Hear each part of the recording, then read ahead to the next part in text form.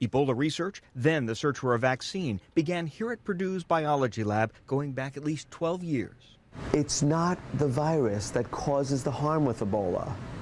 It's the immune system's reaction to the virus that actually causes the tissue damage that leads to the bleeding. Victims' immune systems spiral out of control, even bleeding the body to get rid of the disease. At Purdue, they found combining Ebola with some other virus in a vaccine puts the brakes on the immune system's deadly response. It turns out that part of our work is to show that there are certain parts that you should include in a vaccine and other ones that you should actually keep out of a vaccine. Vaccines are not ready yet, so Dr. Sanders says the top priority is to control the disease spread.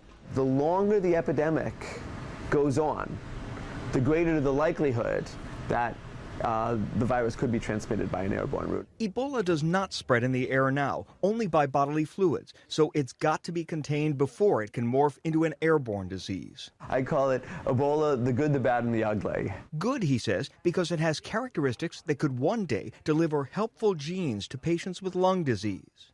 The doctor says we tend to worry more about these new diseases that come on the scene, like Ebola. And at our hazard, we forget about the ones that have been with us for a long time. Influenza is clearly a much more important risk for the American population as a whole. Than Ebola. Than Ebola is, yes. Get your flu shot. Absolutely.